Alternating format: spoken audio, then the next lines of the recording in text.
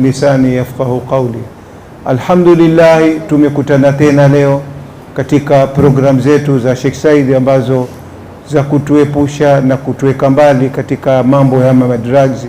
Kwa hivyo tushukuru nafasi aliyochukua bwana huyu, na si wanafunzi peke yake ambao wanafaidika katika hii tangu aje hapa. Ile klipu ya kwanza mimi mwenyewe nafikiri ninaitizama karibu mara 4. Tumesaidika sana, na kila aliyoiona kile klipu amesoma pakubwa sana upbringing iko vipi. Kwa hivyo tumshukuru, alhamdulillah, tunanufaika, watoto wazee wote wananufaika katika vikao kama hivi vyake, alhamdulillah. Kwa hivyo mimi sitaki kuendelea sana, nafasi haituruhusu. Nampokeza Sheikh Said na namkaribisha. Karibu Sheikh Said. Assalamu alaikum wa rahmatullahi wa barakatuh. Wa alaikum assalam wa rahmatullahi wa barakatuh. Alhamdulillah, kwanza tushukuru Mwenyezi Mungu kwa kutuanisha tena kwa siku ya leo. Alhamdulillah, Babuali, for your efforts again. I always like appreciating you because sisi pekee yetu hatungeweza kama tungekuwa na mtu ambaye anatupatia platform, so we really appreciate you. Shukran. Wakati umetuacha na muda wetu ni kidogo. Inshallah tutajaribu kadri ya pale ambapo tunaweza, na nafurahi mwenzangu ananiambia Said, usiende mbio, tumia ibra pale mahali unaona kuna information tuweza kushare, we will stick on that. We have some slides, tuna slides kadhaa za kumalizia kwa sababu tutamalizia session yetu leo inshallah kwa uwezo wa Mwenyezi Mungu. Nia yangu si kwenda mbio, la session nilijihisi na kwenda mbio baada ya kukaa kuangalia ile clip. Ama tulikuwa pamoja? So leo hii sina nia ya kwenda mbio, nataka tuende kwa utaratibu pale mahali tutafikia inshallah, hapo ndo tutakomea. Vile mwenzangu ameweka kwa screen pale anasema time for recap, na tunafikiri tutajua maana ya recap. Nataka tujikumbushe kwa haraka kwa dakika 2 last session tulisoma nini, alafu inshallah session hii tutasema lengo letu lilikuwa nini. Last session tulisoma nini? Hii mic tutaiweka chini ili mpate kushare na nyinyi, si ndio? Tutampatia huyu kazi, mtu ambaye atanyosha mkono utampelekea. Last session kitu pale nyuma, simama.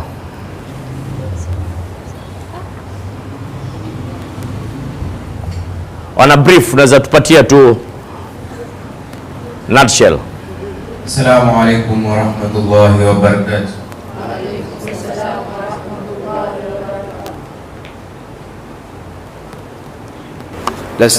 Last session tulisoma types of drugs na tukaziclassify zile drugs into their respective branches. Shukran, asante sana, ameitaja vizuri sana.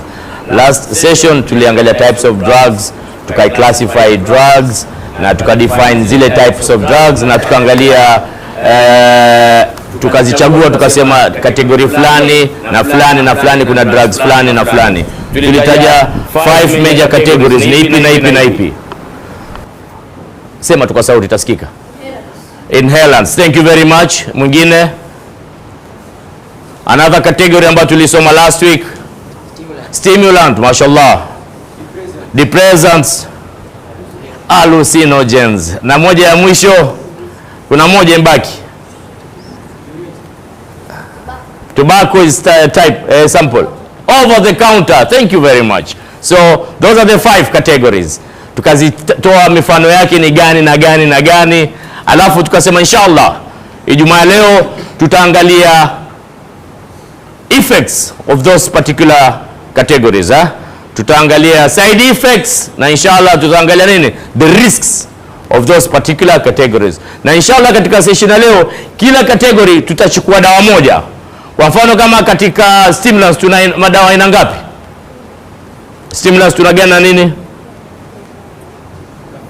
Tuna caffeine, cigarettes, thank you very much, mugoka. So katika stimulant we'll pick one drug, katika depressant we'll pick one drug, katika hallucinogens we'll pick one drug, and katika over the counter we'll pick one drug, and in the inhalants we'll pick one drug, and we'll see what are the effects inshallah. Mwenyezi Mungu atupatie muda tufikie mahali tutafika. Leo kidogo naomba nisiende mbio, na nitajikaza kwa kadri ya uwezo wangu. Haya, thank you for the recap. Wacha tuende kwa slide nyingine. This is a picture. ambayo inatuonesha very simple. We can see a group of very young people, si ndio? Different categories, alafu it does not choose between male and female. These drugs cut across all the gender. Mara nyingi tunafikiri miadharati inaathiri waume peke yake.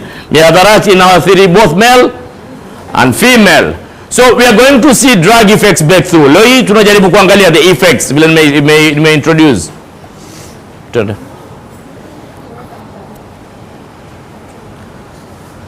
Depressants. Nafikiri depressants sote tuijua. Nataka mdogo mmoja anambia depressant nini? One of the young boys. Depressant. Siogope.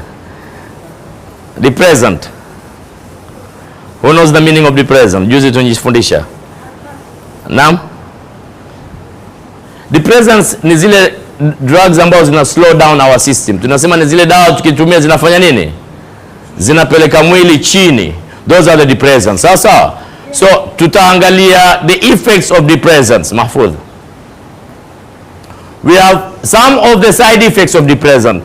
These are general side effects of all the types of depressant.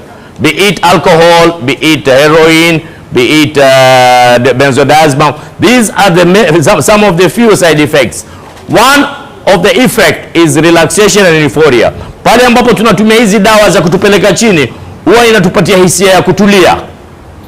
Sawa sawa, na euphoria ya kusikia raha. Drowsiness inatupatia hisia kama kusikia kisunzi. Decrease blood pressure, kwa sababu tulisema drug ni kitu chochote ambacho kinafanya ubongo na uti wa mgongo ufanye kazi, si ndio? So hii kama drug ya kupunguza nguvu za ubongo na uti wa mgongo, pressure yetu inafanya nini?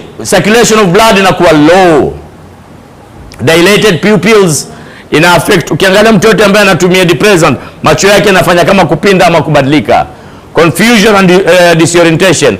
Most of the time all the people who are using this, they get unawapata wako kwenye confusion states or disorientated. Sleepiness, unapata mtu amelala lakini yuko alert kwa sababu system yake iko vipi? Iko chini. Dizziness, loss of memory, most of the time kumbukumbu ya fikra zinampotea. Difficulties in urinating, anapata matatizo ya kutoa mkojo kwa sababu ina corrupt the central nervous system, so the urinary system pia inakuwa corrupted, pia anapata matatizo ya mkojo. Tutaiangalia. Slow down reaction time. Reaction time ni pale unapoona kitu na kureact. Wengi wanaotumia hii drug wanakuwa slow. Kitu kinatokea lakini bado anafanya nini? Anzuba. Inhibited motor movement. Viungo vyake havitembei kama watu wa kawaida. Viko kidogo vimekuwa slow zaidi. Slurred speech. Nafikiri tushaona wengi. Mlevi akilewa mazungumzo yake mnaelewana. Teja wa unga akishatumia mazungumzo yake mnaelewana. Ina affect sana paka speech zao. Blackouts or loss of consciousness. Pale wanapotumia wengi wao poteza fahamu. Wanapotumia kwa kiwango fulani. Loss of coordination. Mwendo wao, mlevi akitembea mnamwona anaweza tembea barabarani vizuri ama anatembea zigzag kwa barabara. Mraibu wa heroin ambaye anatumia depressant akitembea si unaona miguu yake vile anavuta, ina affect all that part of this body. Ya mwisho, reckless or self-destructive behavior. Hizi ni katika zile consequences za effect ya drugs. Maamuzi yake haya mazuri. Kusema hivyo wanasema recklessness, yale matendo yake hafikirie matukio yatakuwa nini. Kwenye sexual behavior ziko very dangerous. Most of these people indulge themselves in unprotected sex because of the effect of the drug to the brain. Driving zao, kama wanaendesha magari, they are very reckless in driving. Mtu yote ambayo yatumia this particular of categories. Sasa nataka kusikia kwenu, what are some of the common effects mnaona kwa watu ambao wanatumia alcohol?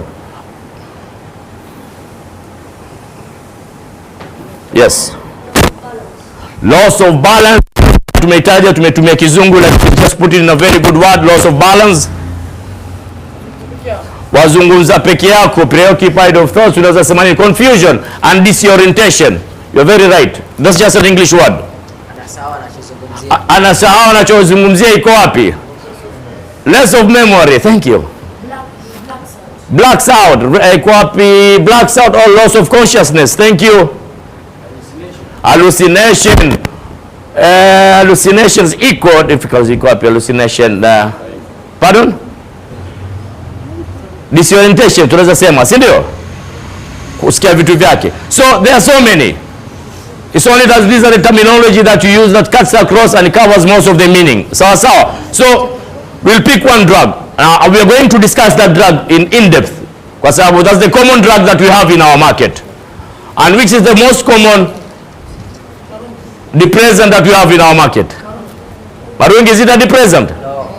I need some voice. Is Marungi a depressant? No. What is Marungi? Stimulant. Thank you. Which is the most common depressant that we have in our area? Alcohol. Let's appreciate him. Takbir. Allah. Yes, alcohol is one of the most common depressant we have around. Kila mahali, wines and spirits. Kila hata zile radius ambao county government wanasema wanatuwekea, they don't have it anymore. Siku hizi unapata karibu na skuli, karibu na misikiti, wines and spirits iko less than 300 meters. And it's a problem. So this is a challenge to us as a community. We should not allow any wines and spirits to come close to our society. Another common depressant that we have in our market or in our society,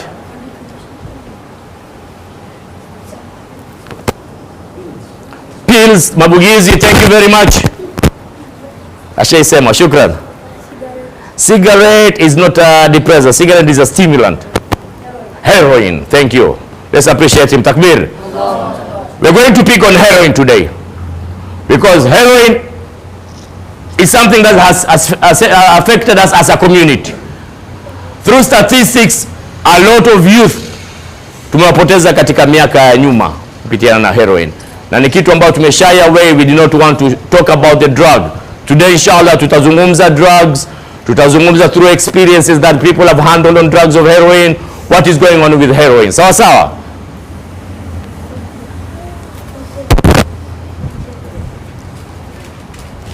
Zina lugha nyingi sana mtaani. Nataka kusikia hizo jina ambao mwajua nyinyi. Mtu akikwambia kuhusu unga, majina gani mwajua kuhusu heroin? Local names for this particular drug. Mimi najua itoa unga, si ndio? Brown sugar. Brown, thank you very much. Brown sugar ilikuwa ni product ya kwanza kuingia katika market yetu ya Kenya in early 80s. Ilikuwa inaitwa brown sugar, ikapotea, ndio ikaingia heroin katika 90s. So brown sugar pia, lakini hakuna tena brown sugar, sasa ni heroin. Naam? White cress is another name for that product. So tuna majina nyingi za mtaani, kuna ngada, chwiri, kete, unaelewa? So many names ambazo utazisikia, so that you know that this is a particular drug called heroin. So heroin as a drug yatoka kwenye mti mzuri sana, ajabu. Mti ambao una manufaa mingi sana. Mti ambao unasaidia kutibu magonjwa makubwa, chronic diseases kama vile cancer, migraine, kwenye surgery. Inatoka kwenye the opium tree ambayo ina produce kitu inaitwa morphine. Morphine is one of the strongest painkillers that really helps people with chronic diseases. Na mtu fulani mjanja mahali akatoa byproduct kutokana na hiyo morphine, ikatoka heroin. So katika opium tree we have products like morphine, codeine, heroin, methadone. Sawa sawa. Zote zinatoka kwenye same plant ambayo ina manufaa. Japokuwa kuna watu walitumia kwa njia nyingine byproducts zikatokeza hiyo. So heroin is made from morphine. On the drugs that comes from the opium tree. Most of the time is used through smoking. Waraibu wengi wanaitumia jinsi ya kutumia. Nani ambaye ashamuona mraibu wa kutumia heroin? Ama mashasikia, anakuwa na uzoefu nao? Good, we don't know. Then I'm going to share with you the experience so that we know. Heroin inatumika kwa njia nyingi. Iko kutumika kwa njia ya kuchanganya na sigara, unairoll na rizla. Kuna kuchanganya na bangi, inaroliwa na rizla. Zamani ilikuwa kwa na chess na bati, siku hizo wafanyi tena. Kuna kuinject, kudunga. So there are so many routes of administration for using heroin. Heroin as a depressant ina reduce the activity of the brain and the CNS, inaipeleka chini kabisa. Na pale ambapo unapovuta ama tuna inject, inakupatia very quick rush na excitement. Tulisema ina affect sana the dopamine na inakupatia feeling nzuri sana kwa mara ya kwanza. Inakupatia dream feel like. Inakupatia feeling ya kitu kwamba I'm on top of the sky. lakini eventually iko na consequences zake. That feeling comes only once. That's why they get back to use it, and they're chasing the wind, and they will never get that feeling. That's why they get addicted. Kimuuliza mraibu kwa nini wakutumia, akwambia atafuta ile stimu ya kwanza na haipati ile stimu. So kitu kinabaki, anafanya nini? Anafukuza nini? Upepo, ambao ni kitu ambacho hakipatikani tena. You feel warm, relaxed and drowsy. Inakupatia hisia ya kutulia na kuwa na utulivu. Lakini baadaye inakuwa na long effects. Tutaizungumzia tukisonga mbele. This is where a lot of people get involved in heroin. Pale unapodanganywa na wenzake, anakuambia unapotumia heroin it gives you a sexual, inakupatia nini? Sexual power, inakupatia nguvu ya ngono. Lakini yes, it increases sexual potency, but in a very short span. After that, after a very short period of time, inakuwa sasa inakureduce libido yako ya sexuality kabisa, huna hata haja ya ngono. So most of the youth who get involved in early using of heroin wanadanganyana through experiences. Kimuuliza kijana pale anapokuja kwenye treatment center, why did you get into heroin? Anakwambia mwenzangu ananiambia nikitumia heroin nitapata nguvu za kufanya ngono, ambayo in reality ni uongo, isipokuwa kwamba effect yake is very minimum. In long term inamletea low sex libido, hana tena hata sex drive kabisa, kwa sababu hata yeye mwenyewe hawezi tena kujiangalia, inakuwa inamuaffect. So majority of youth ambao wamekwenda through treatment, ambao nimewahandle, ukiuliza, that's the most answer that you get from them, that he wanted to satisfy ama he wanted to enjoy sex. Na sisi kama watoto wa Kiislamu we know about sexual relationships, ndio? It's haram, ndio? Mashallah. So I will go back to that. We have to abstain from sex until it's the right time when we get married. And when we get married, we don't lie ourselves that when I use this particular drug, it's going to give me a sexual drive. Sexual drive comes from the brain. Sex is up here. When you create it in your head, without using anything, you enjoy your sex partnership. So drug-induced sex is no sex, it's short-lived. Most of the youth get lied to or get convinced to get into drugs because of sexual relationships. And that's why we lose youth. Ata enjoy tu mara ya kwanza, mara ya pili, kwenye ile progression of disease. Tumeisema, si ndio? Mwisho sasa kuna tena mambo ya sexual, yeye mwenyewe hajiwezi tena. Yeye anaishi kutumia na kutumia kuishi, kwa sababu hata kuoga hawezi tena kuoga. Mwanamke atataka vipi mwanamume mchafu? Are we getting it? Ndio. So this is a very dangerous drug we have it in market. Injecting of the drug is common right now, and it has transmitted a lot of diseases like hepatitis. Tunajua hepatitis? Si ndio? HIV transmission through injection was very common in the last 10 years, 15 years. Work has been done. The prevalence imeshuka chini, lakini vijana wengi sana wamepata transmission HIV because of using what? Injections. I'm doing this because I want us to know what is there, because most of the people ambao wamefikia hii stage walianza kuvuta ile karatasi tuna majani, ushaelewa? Progression yao ikafika hapo. Msishangae kwa sema sifiki hapa. Hapa kufika ni rahisi sana ukiwa na close minded. Ikiwa uko hapa na you're not concentrating on what you're talking about, chances of getting here is very easy. And chances of not getting here is also very easy, as long as we need to understand these things. So we'll see some of the side effects of heroin. Heroin inafanya mtu nini akishaingilia kwenye heroin? Tumeona kuna kijana pale juu maskini anajidunga. So one of the common side effects of heroin and other opiates ni kwanza, mtu anapotumia heroin huwa ina corrupt his digestive system. Choo kinapotea, mtu anaweza tembea hata wiki nzima hanyi.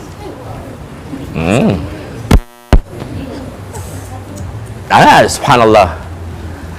Ina corrupt digestive system kabisa, anakunya mavi kama mbuzi. Inamletea weaker breathing problems, kupumua pia hawezi kwa sababu ya effect of the drug to the heart. the most dangerous of heroin is coming from overdose. Mara nyingi overdose, tunaisikia overdose. We've lost a lot of clients or a lot of addicts through overdose. Overdose ni pale ule mraibu anatumia dawa ambayo ina nguvu kuliko mwili wake unavyoweza kuhimili. Overdose si kutumia dawa nyingi, nataka tuelewe hiyo lugha. Overdose is using something that your body cannot do what? Cannot tolerate. It's not about quantity, it's about what? Quality. So most of the substance ambazo ziko kwenye market zimechanganywa, kwa sababu hao watu wanaoleta hizi vitu ni biashara. Wengi wanatuchanganyia hizi madawa na vitu vingi, tutazungumzia baadaye tukishuka chini. So hatari kubwa wanapo inject hizi sindano wanapata overdose, na overdose huwa ina cause death kwa sababu moyo na ubongo unasimama. And most of young youth drug addicts wa heroin wamefariki kwa sababu ya overdose. Itching of the skin. Heroin inaleta mshaona, si ndio? Wanajikuna sana. Mraibu wa heroin kila wakati ukimpata unapata yanajikuna, akizungumza na wewe yuko hivi. Wewe ukiona mtu yuko kwenye mraibu yuko hivi, pick it. Hiyo ni nini? Ukiona mraibu, ukiona mtu ujazi ni labda uzafikiri ni mabomu, lakini mjue atumia, lakini ukimwona kila saa yuko hivi, ujue tayari. That's one of the signs to pick from someone you are mshuku kama yatumia kitu. Hii nimesema higher chances of getting HIV and hepatitis. 1, through injecting. 2, through irrational sex. Ile ambayo tumesema pale imetu affect thinking yetu na tufanya behavior zetu zinakuwa vipi? Disjointed, si ndio? Partners, uchagui partners. Mwenzako anakuambia unatupa heroin utaenjoy sex na kufanya wewe stallion. Lakini in reality you get involved in sex, unprotected sex. Sex is haram. So you didn't have to talk even unprotected sex. But most of them get into sex, unprotected sex, and they contract HIV and hepatitis B and C. In female, kwa wale madadi zetu nilipoanza nimesema drug cuts across both genders, ndio? Kwa watoto wa kike inawapoteza hedhi yao. Heroin has menstrual problems. Mtoto hedhi anaweza enda hata miezi 3 hajapata damu, hana mimba, lakini isha corrupt paka system ya nini? Ya hedhi. Miscarriages kwa wale ambao wako na mimba, inaharibu mimba kwa sababu ya zile nguvu za ile madawa. And very most common and something inshallah nimekuwa na nia nao sana. Mwenyezi Mungu atupatia umri na afya, baada ya Ramadhani tutakuja kufanya kuhusu mental health.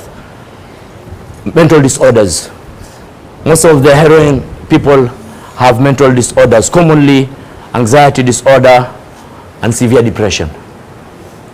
And severe depression. Naam, and severe depression. Very common. We will come to talk. So for the females, menstrual problem is very common.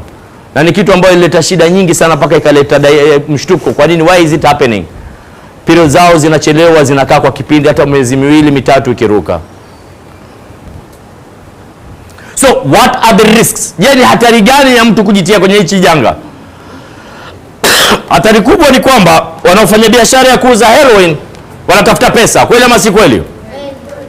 So ule mzigo ukija hawezi kuuza hivi hivi paka uchanganye. Wanauchanganya na choki, wanauchanganya na dawa ya maiti ya mochari, wanaichanganya na all types of other chemicals so that mzigo uwe nini? Mwingi apate faida kubwa. So what these young people on the streets are smoking is not heroin. It's a cut substance ambayo iko na hatari nyingi. So imagine someone injecting himself na choka. Right now as you are speaking, kuna shortage kubwa sana ya heroin. Watoto kule nje they are smoking anything. Sasa hata ukichukua kitu chochote, hata ukibambua hii rangi hapa tutapaka rangi, tuigunje tuifungie kwa foil, watanunua. Because of the dependency that they are going through, ule compulsiveness. They are smoking anything, everything that they are having. Na kitu kikubwa ambao kinatokezea, overdose za death zimekuwa kubwa sana as we are speaking. So what is sold in the street as heroin often contains other substances such as calcium powder, nimetaja ya mochari, preservative, simiti, white cement. Hata unga wa kawaida wa ngano wanachanganyiwa ndio iwe mwingi. So imagine watu wanavuta vitu vya ajabu sana. Vitu vya ajabu sana in the name of heroin is not heroin. So kuna hatari kubwa sana mtu hawa vijana ambao wako kwenye hii kitu. So mara nyingi wanapojidunga kwenye mishipa kuna kitu tunaita mishot. Wengi si ma experts ndio wanakosa, wanatengeneza abscess. Abscess ni vidonda ama usaa chini ya ngozi. Utapata mraibu anakuja treatment, mkono umetoboka, hata vidole vitatu vinaingia ndani kwa sababu ya kidonda. Naam. Wanapata blood clots kwa sababu ya mishots. Na wanapata gangrene. So wewe mwangalie waraibu wengi wakijidunga kwenye miguu kwa na vidonda vya ajabu ajabu, wanaita vidonda ndugu. Sana inatokana na nini? Zile sindano. Nimesema sana HIV na hepatitis inatokana na kudungana. Na mwisho, heroin is very addictive. Unapoitumia, the brain and the spinal cord gets adapted immediately. Dependency and tolerance is very high. Kuacha ni ngumu until you go for treatment. Heroin kuacha hivi ni ngumu. So inshallah Mwenyezi Mungu atuepushe nalo kabisa. Ni janga kubwa sana hili. Wale watoto waliingia kwenye hili sikutaka kwao. Ni yale mambo tuliyozungumza session yetu ya kwanza. Walitumia kama coping skill kuangalia matatizo yao, lakini eventually become a problem. Ngala, let me tell you one thing through experience. You see, most of these addicts, they are beautiful people at heart. Kwa sababu ni mtoto wa mtu. Sio kama tuelewana. They are not bad people. If you sit down with them, you walk with them in their journey, you find something so special in their hearts. Ni kitu tu somewhere, hakujua nini kufanya, hakupata mtu wa kumsaidia maskini, alitumia njia ile sio, ndio ikampeleka kwenye ile janga. Me always like saying this, addicts are very good people. Na mraibu ukimpata, akaja akatubia kwa Mwenyezi Mungu, akapata usaidizi, akasimama, subhanallah, mshapata mtu kwenye jamii. Because he knows what has gone through in his life, and he's going to share with everyone about what he's going through in his life at the moment. So hii najaribu kusema ni kwamba we have to be careful. Tusione kwamba we are in a setup, we are safe. No, the journey is going on. And if we don't continue to have these preventive programs, then we are living dangerously. I've seen people washaka setup nzuri, all of a sudden mtu anapata ile stressor, hajui how to deal with it, and then anapata the wrong help na inampeleka katika hii stage. Dependency and withdrawal, tumesema withdrawal ni arosto kwa sababu mwili wake umeshazoea, hawezi kuhimili. Ni kama sponge. Sponge unaipotia kwenye maji, inafanya nini? Inachukua maji, si ndio? Inajaa mpaka inafanya nini? Sinajaa zaidi. Pakiwa na maji haiwezi tena, si ndio? Unapokamua ile sponge inafura tena, yataka nini? This is all about dependency and withdrawal. Long term effects. I think with heroin tumemaliza. Tukianza kwenye brain, ya kwanza ni addiction has a lot of addiction. Inakuwa na ile maradhi ya kuwa sasa una ulazimu, una uangaziaji kuhusiana na ile dawa, huwezi kufanya chochote. Tolerance tumeizungumzia ni kwamba mwili wako unahimili. Dependency ni utegemezi. kwenye brain tuna mental disorders, commonly anxiety disorder, commonly severe depression with the people who are using heroin. Heroin, people don't have psychosis. Psychosis ni wale wenzetu tutaizungumzia. Heroin hawana psychosis, hawana schizophrenia, hawana bipolar. Hiyo ni topic for another day inshallah. Tukianza hivyo nitapotea. Heroin addicts, let me give you statistics. Waraibu wengi wa heroin hawana matatizo ya kichwa kama wetu wa miraa. Heroin mara nyingi ni behavioral. Akija kwa treatment, ukimsaidia na treatment ajikubali, basi is very good to go. Lakini tatizo sana ni wale wa stimulants. Anapokuja kwa treatment lazima atumie dawa za psychiatric kwa sababu kuna maradhi kama bipolar, schizophrenia na anxiety disorders zinajitokeza sana. Na drug induced psychosis. So heroin clients, through statistics, out of 10, 0 with amsikia kwamba ameshikwa na wazimu. Mara nyingi sana ni behavioral, hataki kuoga, ni wachafu, wako na tabia ya uwizi kwa sababu ya msukumo ya yale madawa. It's very expensive. Kete moja shilingi 250. Kwa siku anataka kutumia kete 5-6. He needs 2000 shillings. He's unemployed. What is he going to do? He's going to steal. So mara nyingi sana tatizo la heroin ni wizi. They have a lot of issue with the law. Kila saa utampata watashika, prisons wako wengi. Could have talked about prison, lakini it's another topic, nitapoteza masaa. We have problem in prisons. Wakienda prisons kule pia hali ni hizo. Bado wanapata kule ndani through other ways. Yes. Unaona nitolea macho ya shangaa. Yes. Kuna someone told me about this, that if you miss heroin outside here, heroin is still found inside the prison. Yeah. So that's something we're going to talk about it. Respiratory. Heroin has a lot of effect with breathing. Nimesema difficult in breathing because of the chemicals. Heart inafanya infections of the lining. Kwenye circulatory system collapsed veins kwa sababu ya kujidunga, mishipa inapotea. Mishipa inafanya nini? Ina collapse, inafanya abscesses, ha? Heroin affect the liver. Sana. Yes, maini. Thank you. And the kidneys. Nimesema abscesses. Pia katika sexual reproductive organs kwa wanawake tumesema delaying of periods. Kwa wanaume pia inaleta impotency in future. Nafikiri we've talked about heroin. Nikisema nitaiongelea sana nitamalizia wakati wote juu ya heroin. Mafuzu twende. Tunaenda for another category. Hii ni gani? What does hallucination does to us?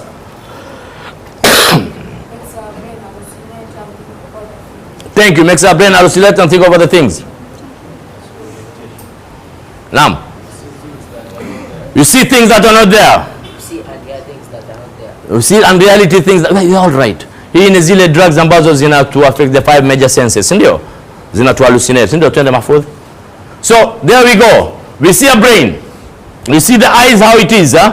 You see how the brain is all about. Sawa sawa. So the effects of hallucinogens depends on the type of drugs. So we said there are so many types of hallucinogens. Commonly is what? Cigarettes are not hallucinogens. We said they're stimulants. Cocaine is a stimulant. Kitu gani unatumia? Caffeine tunasema stimulant. Codeine tumesema ni pleasant. Bang. Let's appreciate him. Takbir. Marijuana is one of the common hallucinogens. Ni ya kutuchanganya 5 common senses. Tukasema nini? Thank you very much. Magic mushrooms. Tukasema nini? LSD, si ndio? Tukasema nini? Ecstasy, si ndio? Tukazimention naam. Shisha. Sawa sawa. Those are hallucinogens. So it depends with which kind of type of drugs it affects you differently. So the strength of the dose, na kiwango gani watumia, the function of the person taking them, and the state of mind. So generally some of the common effects of hallucinogens, ya kwanza tushaisema, confusing of what? 5 major senses, inatuchanganyisha. Okay. Blurring of the senses such as sounds being felt, all kinds of, mtu anasikia ati anaweza kushika hivi akasikia sauti, ama anaweza what do you say it, or colors being heard, ama asikie rangi, na mara nyingi the emotions are being detached from their body, the body becomes numb. Mtu hata hana hisia ya mwili wake. Distortion of time, mtu ajui wakati, mtu aweza kaa tu aweza kuambia saa ngapi saa hizi, ajui time ya time. Direction, distance, accelerated heart rate, inapeleka moyo unafanya nini? Unaenda mbio sana. And very common dilated pupil, pia inapindua macho. Exactly like this. Mtu akivuta bangi, macho yake yako vipi? Unaona vile yako? Those are dilated pupil. So this is not for bangi, this is for general all the hallucinogens. When you see someone with this kind of senses, mtu anazungumza vitu ambavyo vina ajabu, mtu ambaye hata time haimuhusu, mtu ambaye unamwona moyo wake unaenda mbio, mtu ambaye unamhisi hata hisia na mwili wake haulingani, basi ujue ni mtu anatumia hallucinogens. Tuende Mahfudh. This is a nice picture. I want us to talk about this picture. Maybe what do you capture? What do you get from this picture? When you smoke hallucinogen, or when you eat, or when you use it, Yes. the brain does not function as it functions like a normal person. Thank you. May I see him smiling? Yes. When you use these hallucinogens, Yeah. they make you happy on the brain. Yeah. You feel good about it. Okay. And the brain does not want it because you cannot concentrate on those two things. Like you concentrate on studies and at the same time you make yourself happy. Ngempatia mic yule mashallah. Amesema vizuri. Mpatia regele. Nani atanisaidia? Nisaidie mashallah. Iseme hivyo ulivyoisema, unifurahisha. He captures the whole concept of what you are going to discuss. Tukisha grasp what he's telling us, that's it. I was saying, as the picture shows, when you use these hallucinogens, you feel happy on the brain, because simply you feel that your stress are relieved. Then the brain does not want it, because you cannot concentrate on two things. You concentrate on your studies, and at the same time you concentrate on making your brain happy or yourself happy. So it causes a distortion of your thinking. That's why all people who use hallucinogens end up dropping out of school. Takbir. Ashamaliza topic yote. Amesema in a very nice way. The picture speaks exactly what he's telling us. And one thing that sinaona leo hii nimetaka ujue kwamba drugs cuts across both male and female. So kijana amesema vizuri kwamba the hallucinogens makes him happy and the brain doesn't want it because it's going to distort him from concentration. So if we involve ourselves in this particular drug, our brain cannot do what? Cannot study. Because we will be distorted. Sawa sawa? Tuende. Alright, so we are going to pick on cannabis as one of the type of hallucinogens, and this is very common. My biggest worry about why I say it's very common, nowadays people are eating tena bangi, waita tumbaku, una tumbaku. Unajua imekuwa social accepted paka someone just tell you una tumbaku. Area zetu za kule nje mji, bangi is, they're considering it is a very minor drug, while bangi is a big problem of a drug that has a lot of problems. So cannabis is a natural plant and is used in three many forms. Tunatumia cannabis kwa njia nyingi sana. Tunaweza itumia, kuna type moja ya called resin, nilisema the other day, inakuja kama chocolate champali, inakuja kwenye dark colored lumps, na inakuja kwenye blocks, na inakuja kwenye majani ambao tunaijua very common, ambao tunatengeneza ambao the weed, na tatu inakuja kwa njia ya mafuta, sana inapatikana Lamu. Wanaitumia kama medicinal for the pain of the ear and for the skin rashes. Alright, so cannabis is usually rolled with tobacco into a joint or spliff and smoked, but it can also be smoked and eaten. There's a lot of ways, I don't want to talk about that. So cannabis, ama bangi, is a drug that the society has accepted it. Paka sasa vijana wanaita tobacco, ama una tumbaku wewe. Nafikiri ushaisikia sana. Hata hitu tena, yes baba. No. No. Meru za tobacco. Haya, habari ushaipata hiyo. Babuali umesikia? Asante. Thank you. Tutampata huyo Meru sasa hivi sisi. So cannabis, tetrahydrocannabis, this is one of the strongest hallucinogens that we have around. And kwetu sana hatuna complications. Miji mingine kama Nairobi ama Ulaya zinakuja kwa njia tofauti, inakuja kama biskuti. Yes, inakuja kama chai, inatiwa kwenye tea bags, inatiwa kwenye chai, inakuja kama chocolates, inakuja kama cakes, wanatengeneza kabisa cake. So wale ambao watabahatika watatoka out of the country, just know that it comes in very different forms, not only in joints, it comes in very different packages. Sawa sawa? Twende. So let's see at the effects.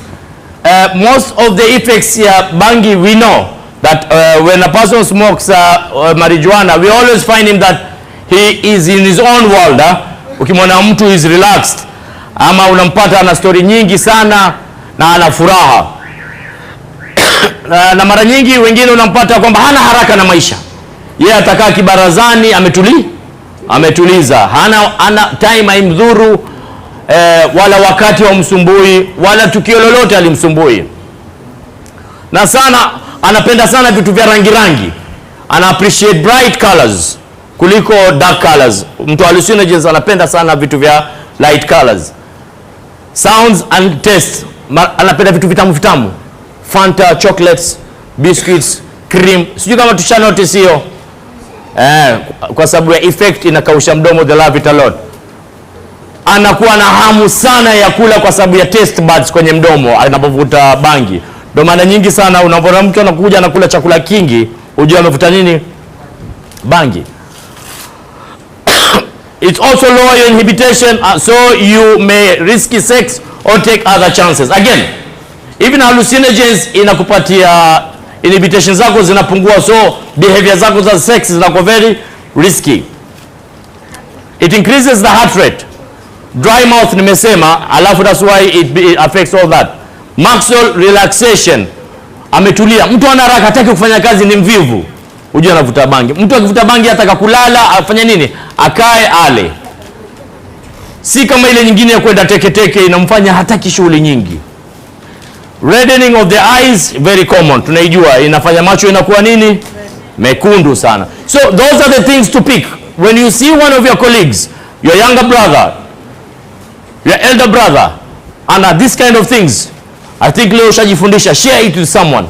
Share it with father or your mother or someone that you trust. Mweleze, na mwana Ahmed iko hivi na hivi na hivi. Si ndio? Because these are the points to pick. So what are the side effects? The most of the biggest side effects of cannabis is memory and concentration. Anaisema vizuri sana kijana wetu pale, anasema it distorts your mind. Ina interfere with the processing of memory sana kwenye serotonin, na inaleta effect kubwa sana ya concentration. Angalia mtu yote ambaye anaingia bangi akiwa katika age ya youth, school inamshinda kwa sababu hawezi kukaa klasini amsikize mwalimu akizungumza. Hawezi concentrate kwa klasi. Yeye always abscond classes because his concentration levels are very low. It can make you tired because of the relaxed muscles and lack of motivation. Hana hamu, hana mipango yote ya maisha. Yeye ataka kuwa tu. Yeye yuko hana haraka na maisha. Hallucination and delusions, meisema mashallah. Feeling wheezy and out of breath. Developing an uncontrollable or painful coughs, ajili ya kifua. Mara nyingi sana wanavuta bangi wanakuwa na persistent coughing. Mood change. Bangi ina issues nyingi sana na mental health. Bangi na drug induced psychosis, ina bipolar. So pale mtu hisia zake zinapokuwa juu na chini tunaita bipolar. That's one of the common mental health issues with people who use marijuana. Impaired movement, anapotembea yake anaweza ona kitu ambao hata mwendo wake wa kutembea hauko sawa sawa. Difficult with thinking and problem solving, hawezi kufikiria, na pale anatakuwa na problem solving skills zake ziko very poor.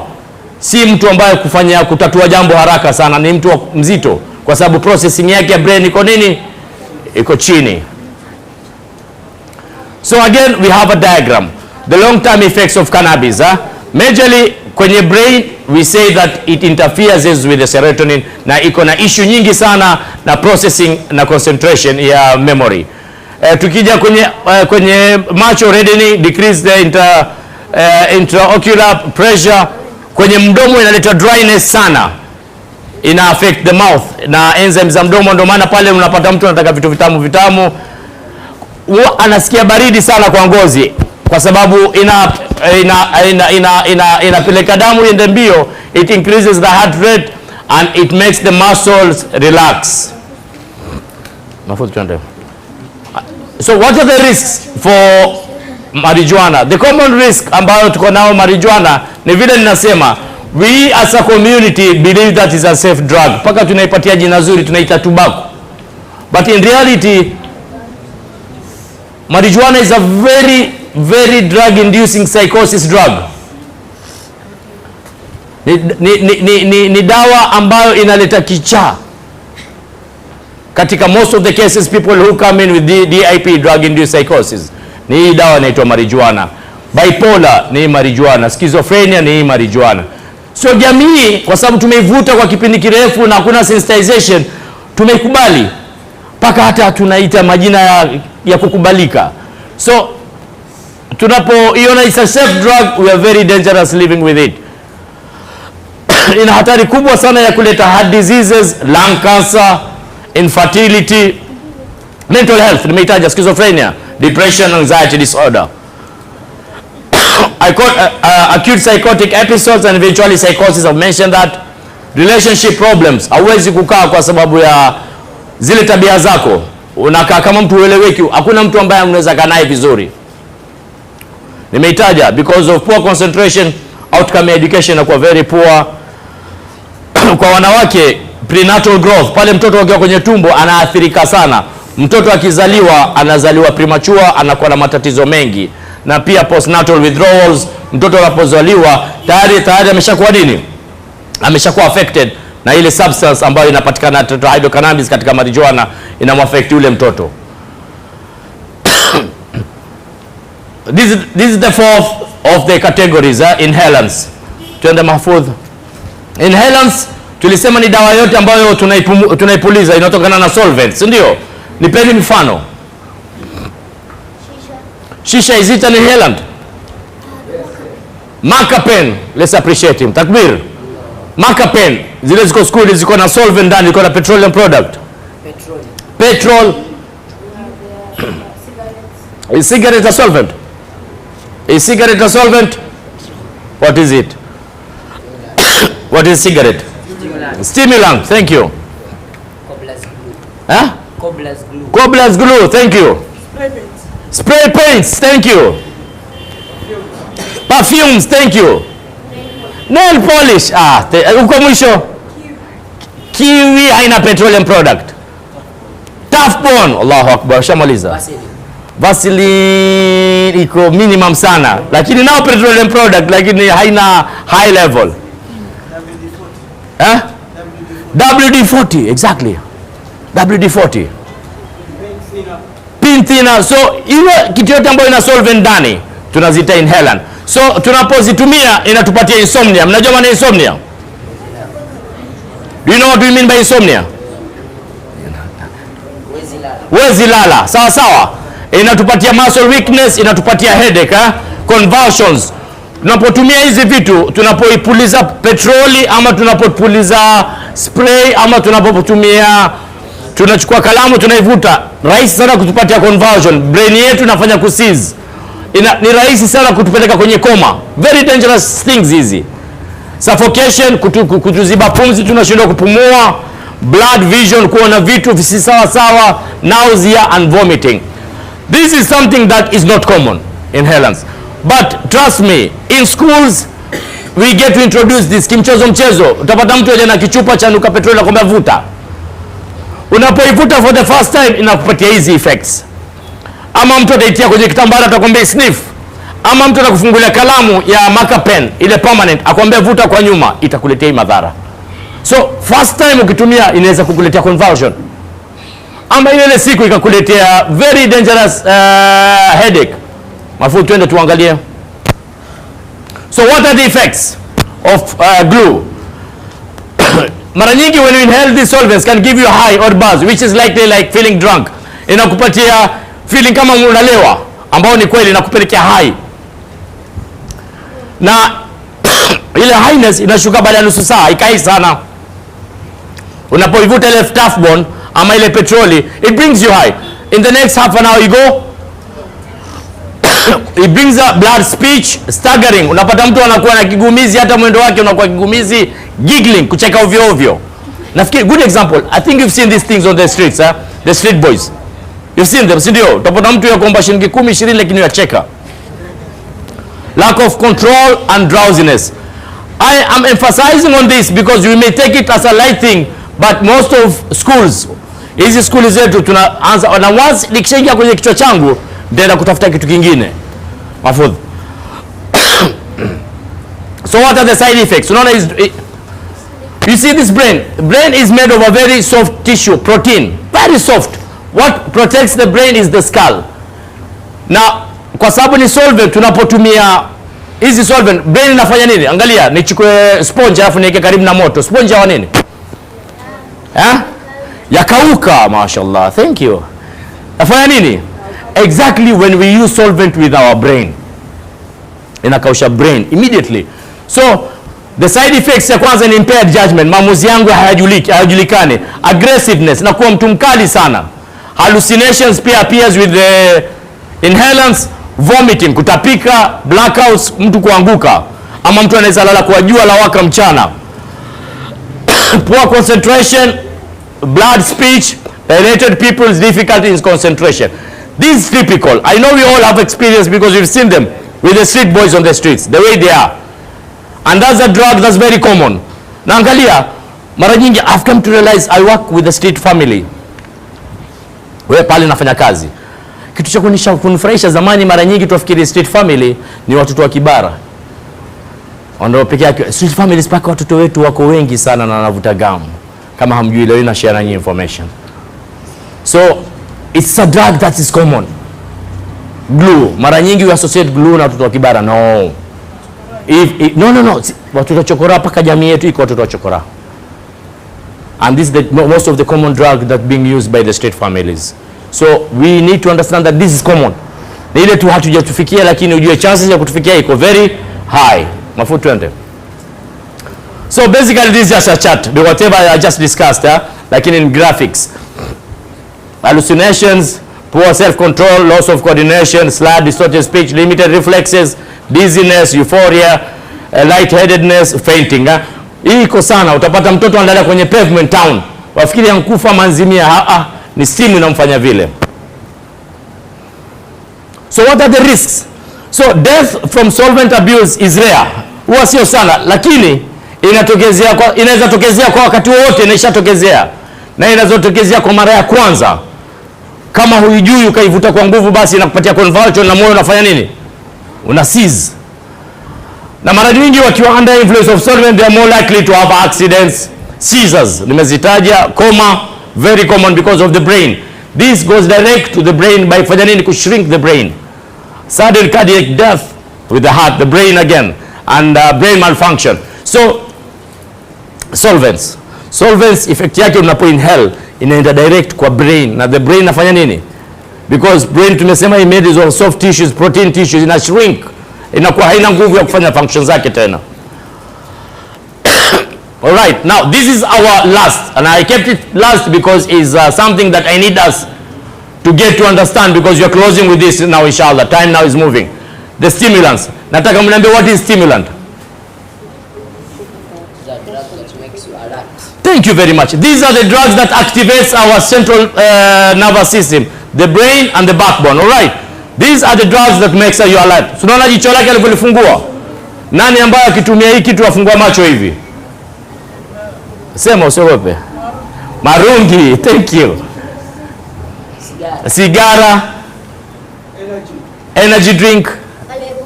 Vapor. Alcohol is a depressant. So all the depressants is something that alerts you. It activates your body. So this picture tells us, you see how the eyes are open. These are drugs, when we use, our body becomes open. Turn my foot. Good. You can see a very young man. Macho amekengeza, mguu uko juu. These are the effects of the stimulants. Stimulants, tumesema tu inakuchangamsha. It gives you burst of energy. So what are the main effects of the stimulants to the body and the brain? First, it gives you extreme weight loss. Ukiona mtu anakata weight haraka sana, ujue anatumia drug ambayo ni stimulant. Sio kama tuelewana. Reduce sexual functioning, stimulant. Gastrointestinal problems, muscle deterioration, chronic exhaustion, cardiovascular damage, breathing problems, headaches, cerebral hemorrhage, stroke, and finally seizure. So these are the general for all the types of stimulants. But our purpose today, we are going to focus on mugoka. We see mugoka as a stimulant. What does it do to a person? Sawa sawa.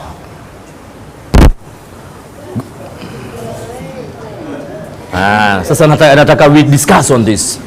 Na nyote mmechangamka sasa. I want us to discuss on this picture. This is an amazing picture. Look at this guy. He is in paradise. True or false? True. But how does he look? Hajipatipati. Lakini yeye mwenyewe sura zake iko wapi?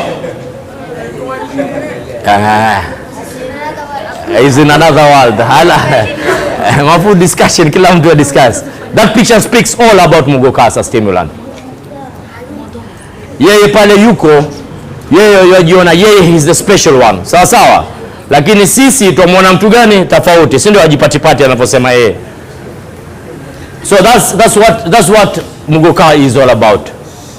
Maybe I read time ndo inatukimbiza. Maybe I just read this is mugoka. Mugoka is defining itself from the picture. So Mugoka is a stimulant which speeds up the message going between the brain and the body. We know that. We've discussed that comprehensively. So inatoka kwenye matawi ya mti ambao inaitwa decant. Matawi yake ndio mugoka. Na the other day tumesema kwamba the chemical component ambayo inapatikana kwenye hiyo matawi inaitwa nini? Inaitwa cathinone. I want us to listen to this. Where does the plant make its food? The leaves. Let's appreciate him. Takbir. Okay, I want us to give us these statistics. Very good, very simple maths. Miraa ilikuwa ikitumika miaka yote, si ndio? Lakini athari ya mental health zamani ilikuwa haiko kama sasa. Kwa nini? Ni swali nataka kuirushia kwetu. Sababu they use chemicals ambazo ziko very dangerous to us, ambao 50% more than miraa. Thank you very much for that statistics. Another one. Hata wazee pia kule naomba ushirika. Miraa has been there since I grew up. I used to see miraa, lakini rate ya wazimu saa hizi si kama zamani. Kwa nini? What happened? Miraa was sent with Mugoka, and Mugoka was added a lot of chemicals that made it more dangerous. Thank you very much. Lakini shawapa answer nikianza. Kwa nini sio mtu kunijibu ile answer? Already give you an answer.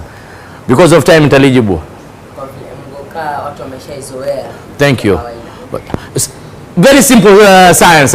I asked the question when I started. Where does the plant make its food? We all say what? The leaves. So basically, when people are taking miraa, like Kangeta or Giza, they used to chew the bark of the stem and throw away what? The leaves. All right. So in the stem, kwenye ile twig, kwanza, the content of cathinone is very minimum. It's 0.02%. Cathinone is the chemical ambayo inaleta wazimu kwenye serotonin. So tunapokuja kwenye leaves where the plant makes its food, cathinone pale iko 96%. Ndo zamani watu wakila miraa, mtu akianza gati saa 7, handasi ya mshika jioni saa 11. Siku hizi mtu akitia mgoka immediately akwambia kickstart. That's why there's a lot of mental health issue now because of the mode of administration. We are taking the leaves where all the chemical of the cathinone are available. I agree, fertilizer plays a big role, but all the chemical ya cathinone inapatikana kwenye leaves, na hii leaves ndio balaa kubwa ambao tuko nao sasa kwenye jamii. Another thing is because it's cheap, another thing because it's social acceptable. Unajua mara nyingi, we're going back to science, when you pluck a stem or a twig, let me use the word twig, it takes 40 days for it to prune, si ndio? Leaves akitolewa akileta kwenye soko, kesho shafanya nini? Yeye yachuma pesa tu yatuletea sisi huko akitumaliza jamii. Na ile chemical ametuletea majani imejaa chemical. We are losing a generation without us knowing, kwa sababu it's very cheap, na sisi wenyewe tumeilalia, tumekubali na tuathiri. Lakini inshallah we are working on to see how we are going to solve this issue. So we've talked about the buds. Traditionally it has been used for the purpose of medicinal as well as recreational. Tumesema wazee zamani wanapenda kutumia kama njia ya social acceptable. And some cultures like Ethiopia, they're using it as a traditional herb. Use of mugoka, typically chewing from fresh leaves because the active components of the plant break down quickly as they dry out. Shall I explain here vizuri? I think I've explained that very well. So what are the effects of mugoka? I've just picked very strong ones. Na ziko kwenye picture. Mtu yote ambaye anakula mugoka muangalieni sana. Ni mtu ambaye iko irritability. Anakuwa mkali sana. Kweli ama si kweli? Kweli. Na bwana mashallah naona nyote mnaitikia vizuri. Mkali sana, si ndio? Change of sleeping habits. Usiku halali. Anakuwa na mtu asipolala tunajua what are the consequences. Mtu asipolala what are the consequences? Anarukwa na nini? Ana akili. High blood pressure because it's a stimulant. It makes the blood in our body runs fast. Excitability and hyperactivity. Yeye kila saa yuko teketeke, yuko juu. Tuko pamoja, si ndio? Depressed moods. One of the most common bipolar things ni mugoka. Saizi ana hasira, saizi ana nini? Ana furaha. Lack of appetite, anakosa kukula kwa sababu matumbo yake ina affect sana mugoka, inamfunga tumbo. Agitation, wanakereka kwa kitu kidogo na sana increased heart diseases. So the side effects ya mgokaa ya kwanza ni blood vision, constipation, kufungika choo. Wanajikula mgokaa wingi sana wanafunga choo. 1 minute. Dental diseases, inaharibu meno, inaleta vidonda vya meno. Impotence, inapunguza kizazi, both kwa female na kwa male. Hemorrhoids, inaleta pile. Inaitwa nini pile kwa Kiswahili? Bawasili. Wanakula mgokaa wingi sana wanapata bawasili. Ulcers, weight loss, mental disorders, very common, psychosis, depression and anxiety. These are the very common violent behaviors. Anakuwa watu wakali. And mwisho ni mood swings. Nafikiri adhana sahi. Assalamu alaikum wa rahmatullahi wa barakatuh. Nafikiria hatuna kitu cha kumlipa Sheikh Saidi sisi. Hisani aliyoifanya, this is the third week ambapo amesacrifice time yake, na mambo sikuwa wamesoma watoto peke yake, sote tumesoma sisi katika hizi lessons ambazo amekuwa kitupa. Mimi nitaka tumwahidi vijana, tumwahidi kitu kimoja, kama lessons zote ambazo amezisomesha tumeabsorbu, lakini we need to promise him something. Kitu gani tutampa ahadi sisi? Tumpigie slogan yetu tukimwaga katika leo klasi yetu ya aga leo. Tuko tayari sisi kumwahidi vijana, mikono juu, tumwahidi ahisi kama hapa amefika na yote aliyotusomesha tumeabsorb. No time to waste. Here we are, ready to serve Allah. Here we are, ready to serve our beloved prophets. Here we are, ready to serve our parents. Here we are, ready to make a difference. Here we are, saying no to drugs. That come what may, is I do or die, is not over until we win. Ya Allah, please help us and guide us. Takbir, takbir. Amepata message, ameipata Sheikh Saidi. Jazakallah khair, jazakallah khair. Asante. Mungu akupatie afya na umri baada ya Ramadhani tukikama nilana about mental health. Haya inshallah. Msikizeni atuambia nini Sheikh Saidi. Hebu simama utuelezee. Masha wakati ushatuacha sasa. Eleza hilo. Assalamu alaikum. Nilikuwa namwambia Babuali inshallah baada ya Ramadhani tutakuja ningependa pia kama tukua skuli zikifungwa tuwe na workshop ambapo tu have a whole day where we can have about mental health and we discuss about types of mental health, what are the causes, the stresses, because kitu cha ajabu, they all go through mental health, not only them, it starts from there. Jazakallah khair. Thank you very much. Jazakallah khair. Bismillah. To get more videos of Abu Shuraim, don't forget to subscribe, like and share. May Allah guide and bless the person who shares the videos.